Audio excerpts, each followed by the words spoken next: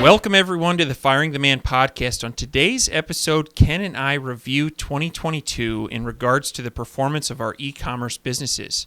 This year was full of big wins and huge losses, both of which we will be addressing throughout the episode. Ken, what's going on, man? David, how you doing, man? I'm excited to be in the podcast studio and share with everyone 2022 results. Did we hit our goals? Did we not? It's been a couple of months since we've been in the studio taping, so just excited to share everything with the listeners today. Definitely. So I would say a couple of things at a high level. We're going to dive into some detail, but here's what I'll say. Amazon businesses are doing well in this post-COVID era. We had a lot of people that never had an Amazon Prime subscription that now do. And I think e-commerce is just becoming more of a way of life, is ordering things online. And I think COVID kind of helped with that. And so we have seen like an overall pickup in terms of volume and shoppers, which I think it has been a good thing. So that's just kind of a high-level observation I have about 2022. What about you? Yeah, same. The shopping, the trend, there's still a lot of road in terms of like e-commerce, retail to e-commerce. There's a lot of road left to make gains. And it was kind of a weird year in terms of, post-COVID, everything is kind of settling down. You had freight going down, but you've got a lot more competition. And so, yeah, it was an interesting year for sure. Absolutely. Now, at the beginning of the year, we started off by asking ourselves the question, how do we grow these companies? And there's kind of two avenues that we identified. One was, let's launch more products. Or the other option was, let's expand internationally. Let's go into international marketplaces. And we opted for that second option. And so this year we expanded into Canada, UK, Germany, as well as Walmart. And boy, has that been an adventure. I would say it has been a longer process than I thought it would be. However, now that we're kind of on the other side of this international expansion, I'm happy that we have. But still definitely a lot to learn as we do businesses in these other countries. So what are your thoughts there? Yeah. So, like David mentioned, we laid the groundwork and expanded into international marketplaces in Walmart. And that was a challenge. But now that it's done, we can, as we launch products, we can plug them directly into many more sales channels than just one. And so it was, although it took a lot of time, effort, as well as capital to fund all the inventory for these marketplaces, it expands our sales channels going into 2023 and beyond. As we launch more products, we can plug them right in, and it adds a lot more diversity too. If you're just adding more products into one sales channel, you're not as diversified as if you have 5 sales channels that you're plugging products into. So I'm excited we did it, and looking into 23, it'll be exciting to kind of ramp those up and really mature those sales channels. Absolutely. I think a couple struggles that came from that is inventory. For one particular brand, we loaded up Walmart because we thought Walmart is going to be the Wild West. We're going to be able to crush it here. And 365 days later, we were facing long-term storage fees because those products did not sell. Similarly, in some of the international marketplaces, for instance, in the UK, we're dealing in the British pound. We had a huge change in foreign exchange rates, in currency, and the U.S. dollar depreciated. And so we had kind of like set our prices and then left them there for a year. And the U.S. dollar depreciated against the British pound, and we found at the end of the year we were way overpriced. And so it's going to take some getting used to dealing and kind of thinking in these different currencies. But overall, I'm glad that we did it. So, as we move through this episode, we're going to talk. This is kind of a high-level review, but we're going to talk about some like big initiatives, big things that went on. And so, Ken, what would you say the first like big thing was that we did this year? Yeah, absolutely. One of the big things that we changed was advertising. And we really heavily focused on tacos, which is a measurement that we used to look at, never really took action. This year we took action on. And essentially, the tacos is a reflection of your organic sales versus your advertised sales. And what we found was our tacos was too high, which was impacting our profitability.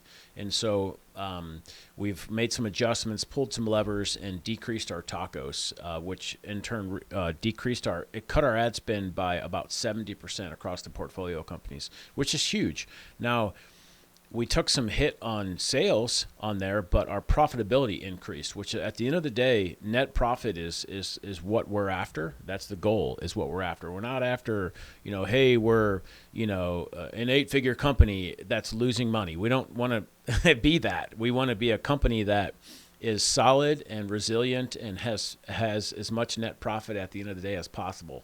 And so that was one of the major changes this year that we made. Absolutely. And one thing that we did was we brought PPC in-house, which was helpful, where we have our dedicated PPC manager that's working on all of our accounts. And so that was a little bit easier in terms of cutting ad spend.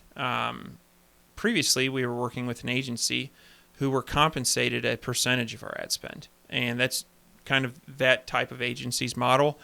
And found that there was not necessarily aligned interests. And so it's good we're happy, at least I think I can speak for myself and say, like, I am glad that we brought it in-house, and it's been nice to put those dollars to work elsewhere in other parts of the business.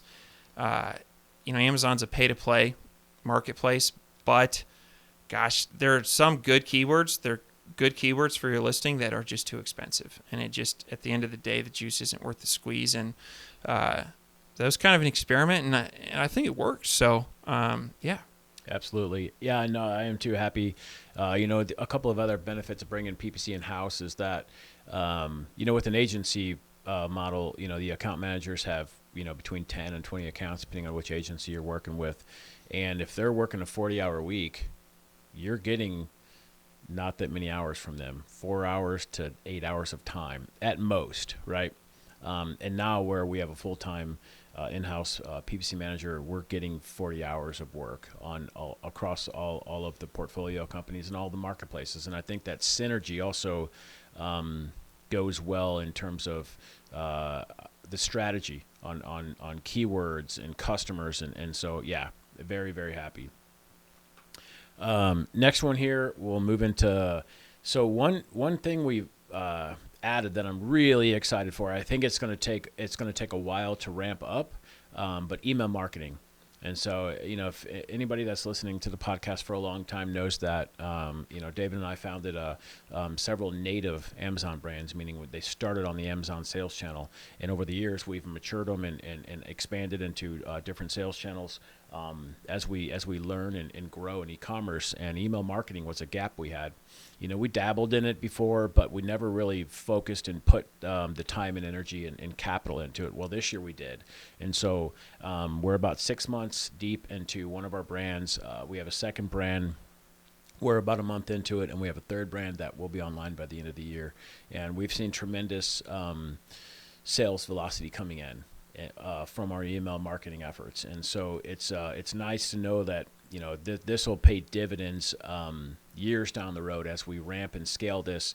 With email, you can communicate with your customers. You can ask them questions. I mean, there's it's endless options that we can use the email marketing for, as well as those emails you own. That's an asset that if you ever choose to sell your business, that's an asset that goes to the table when you're selling your business. So. Absolutely. One other benefit of email marketing that we found was when we went to launch products, we literally picked a couple options and asked our audience, what do you like? What do you like more? What would be like the dream setup for this type of product? And we got great responses. And I think, that's business 101, is give the people what they want. Yeah. And so that was a great way.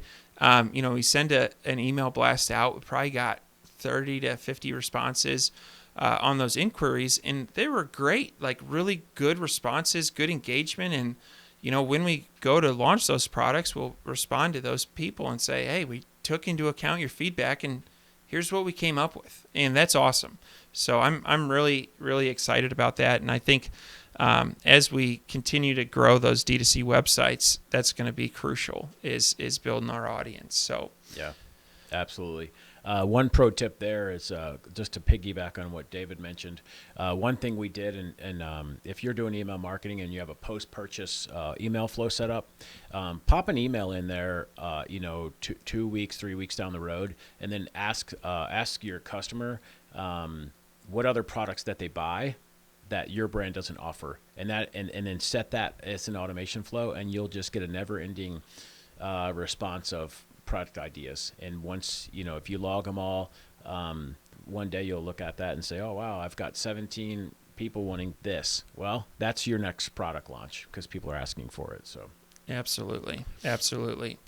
Now, one major initiative that we took on this year, switching gears, is we've opened 2 manufacturing facilities. One, we started at I guess it was towards the tail end of 2021. But really ramped up production, and the first manufacturing facility is doing great. When we first started out, to be totally honest with you, we didn't know what we were doing. We never do. Yeah, we were producing about 1,000 units a month, and we had some machinery breakdown. It was constantly kind of putting out fires, and there's a lot of points during that where we talk like, are we doing the right thing? But we kept moving forward, and that facility that was previously doing about 1,000 units a month is now doing about 5,000 units a month with the same number of people. And we've really got our manufacturing processes dialed in. We've got backups on machinery. We've learned how expensive it is when the line is shut down. And that's been great. We're manufacturing products in the USA, and it overall is something I'm really, really proud of. And so with the success of that came manufacturing facility number 2, which made its first products about 5 days ago. And so we're still relatively new to this one, but am really excited about what we'll be able to do and just kind of the benefits of having that in-house. Absolutely. And to kind of expand on what David said, like we had thought about, how can we differentiate ourselves from our competitors? And now whether those competitors are, other D2C brands or whether they're Chinese competitors on Amazon, manufacturing your own products is a really, really huge way to differentiate yourself.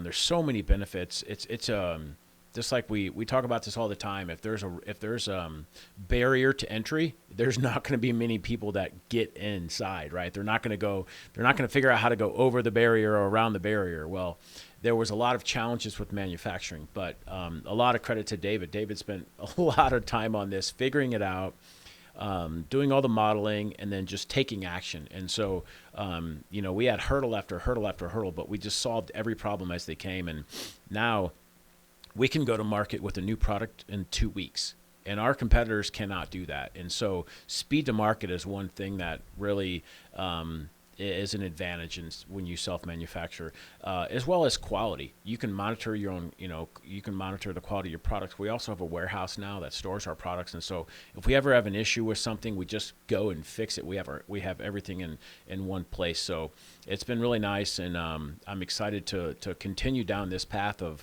ramping up, manufacturing in the U.S.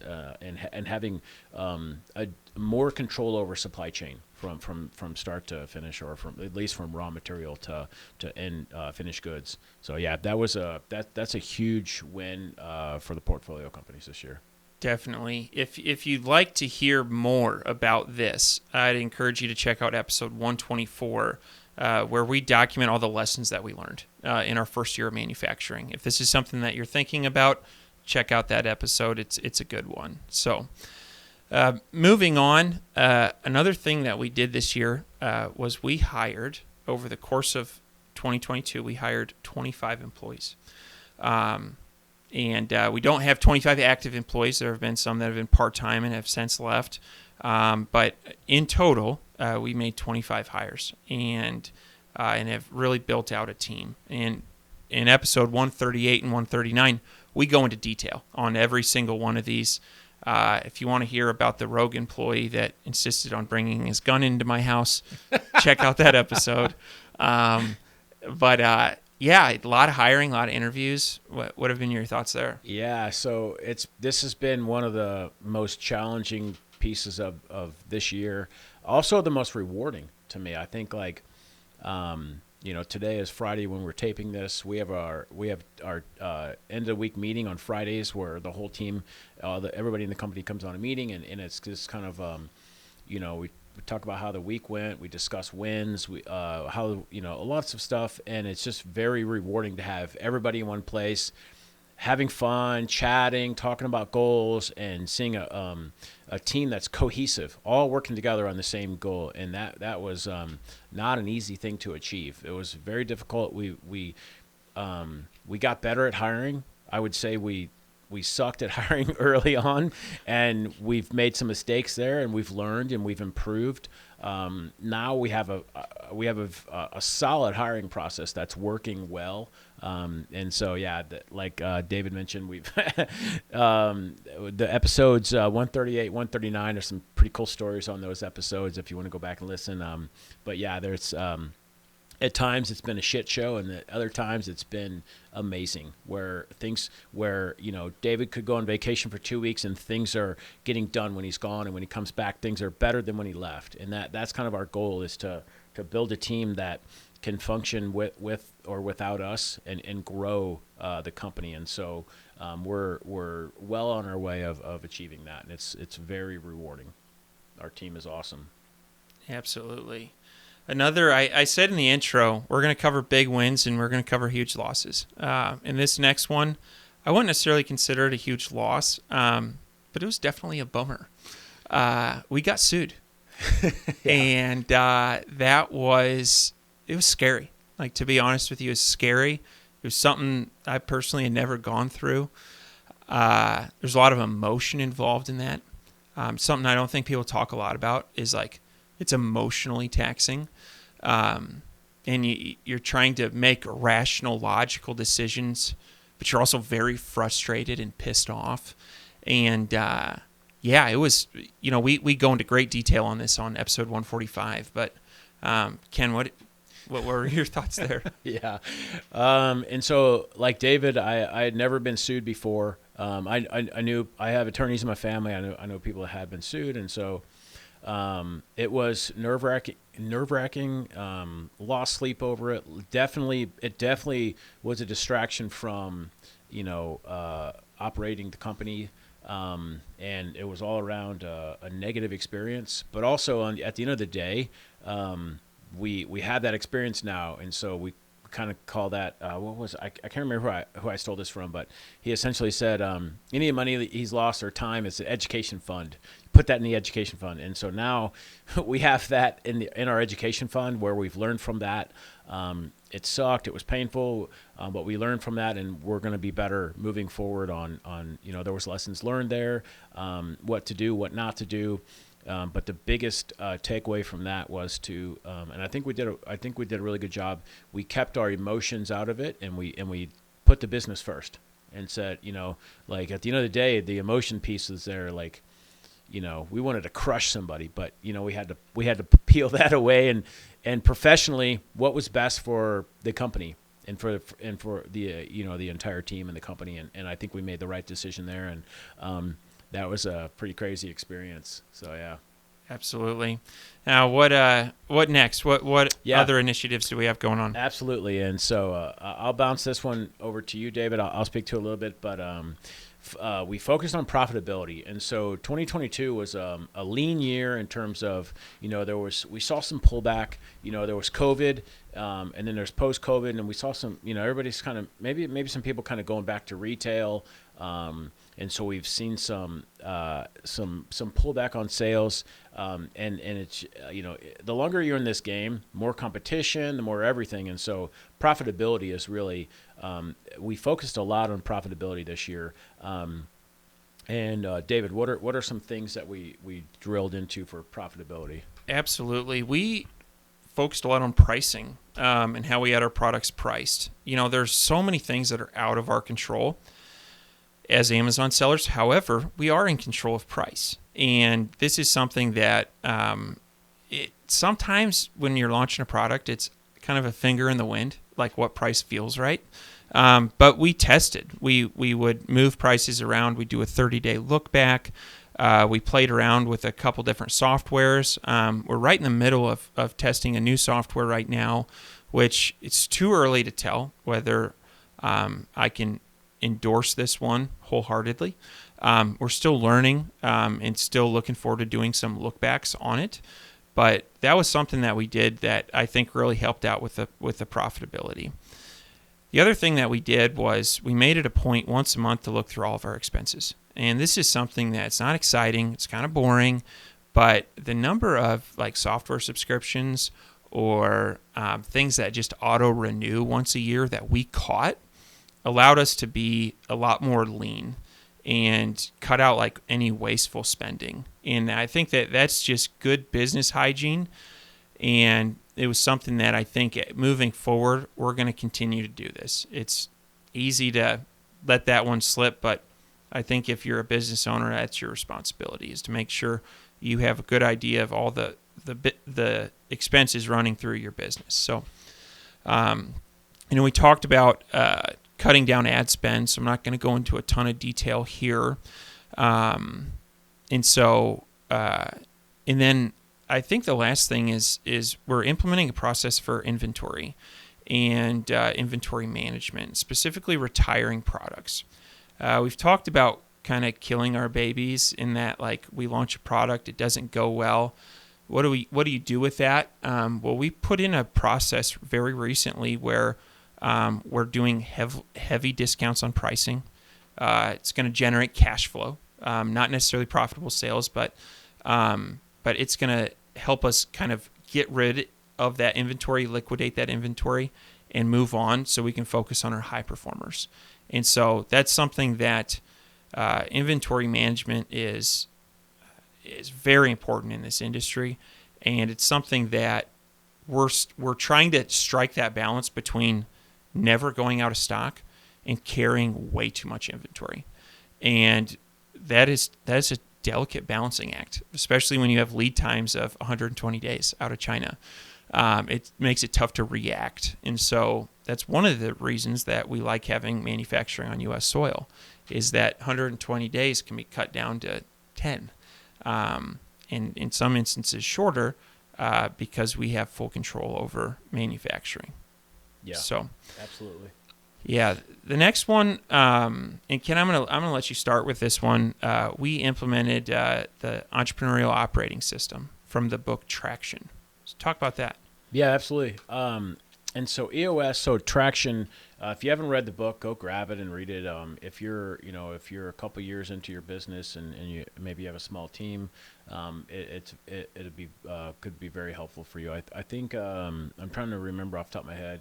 Gino Wickman, I think, wrote the book Traction, and inside of it, he describes EOS, which stands for Entrepreneurial Operating System, and at the high level, it's just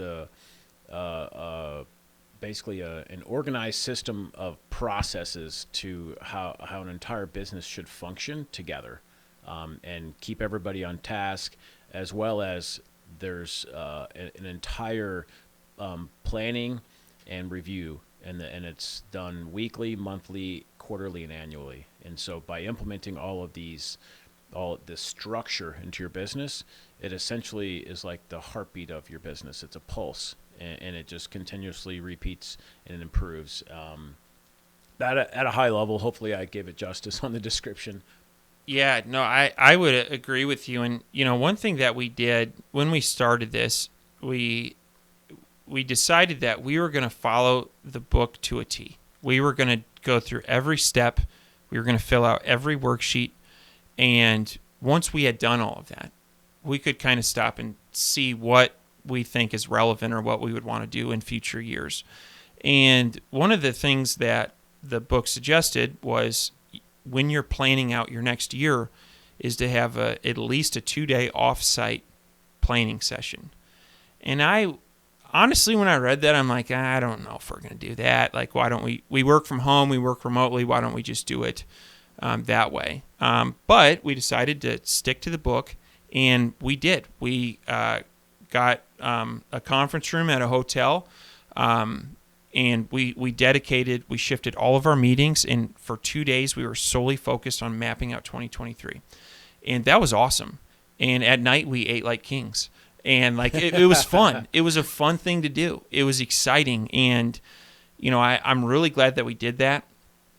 One thing that I'm really glad that we did was we had hired an operations manager to help with this. And this is an area where I think, admittedly, you and I know we're weak in terms of like structure and like this long-term planning. And our operations manager is awesome in this department. He complements our skill sets.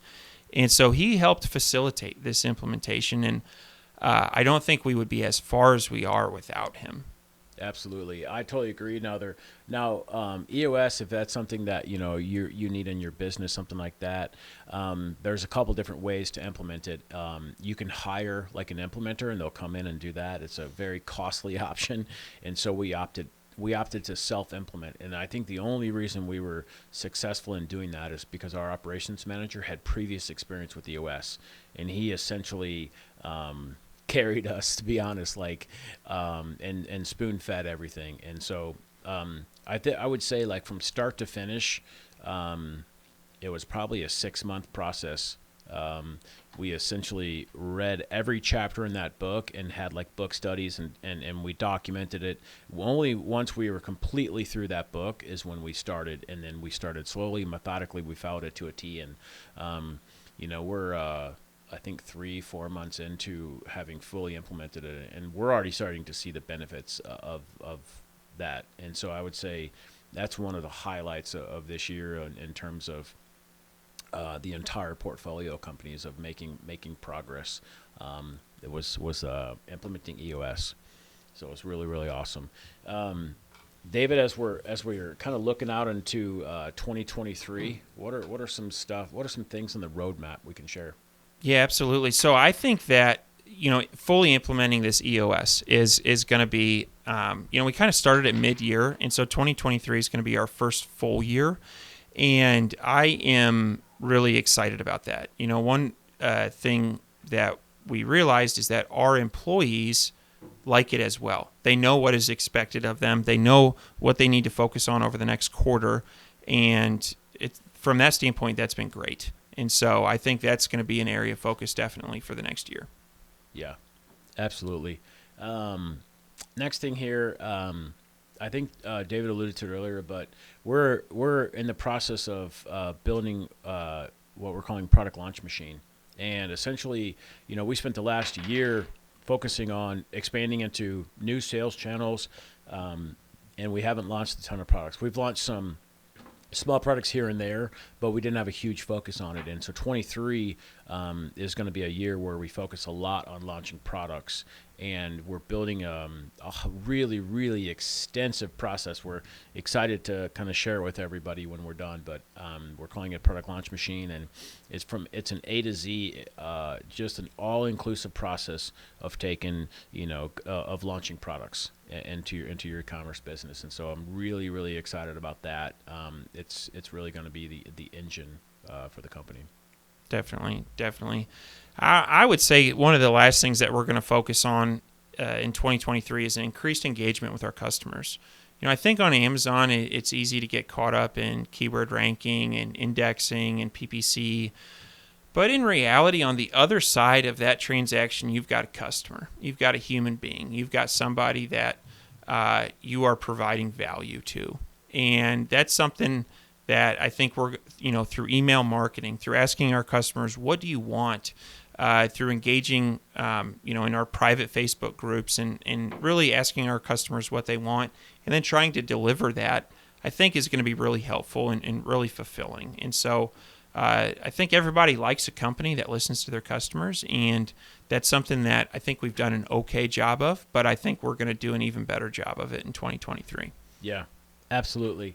And one other thing too is something to share with the audience is it's oftentimes we don't spend enough time reflecting on our wins, and so if you haven't done that in a while, this is a grueling job. Like, it's a grinding job, and so it's really, really important. Myself, I don't do enough of it. I'm glad we have it. We kind of have it baked into our weekly schedule now to talk about wins and progress. And so if you don't do that, I would highly recommend finding time in your schedule to just sit back and reflect on wins and the progress that you've made, because oftentimes it gets overlooked, and it can really brighten your day and your spirits, and you're like, oh yeah, I accomplished that, and we did this, and so it'll help you give you momentum to accomplish more. Yeah, and the last piece that I have is make sure you're having fun while you're working and while you're doing what you're doing, because you're doing it for yourself. If you're in e-commerce and you're building a business,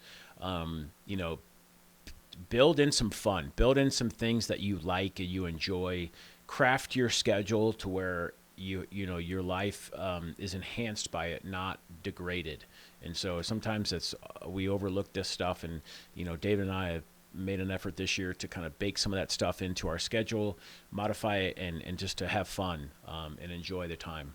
Absolutely. I'll in terms of having fun, we had a partners retreat, which was a fishing trip down in Arkansas, which is super fun. Yeah.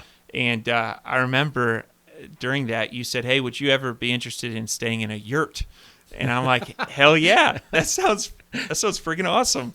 And so, we could jump on a Zoom call, or we could go hang out in the woods in a yurt and or go on a fishing trip or whatever. And so I'm glad that we've done that. I'm glad that we're continuing to carve off time for that. And it's easy to get stuck in the grind, stuck in your office. And what I think what we've both found is a lot of our best ideas come when we're outside the office.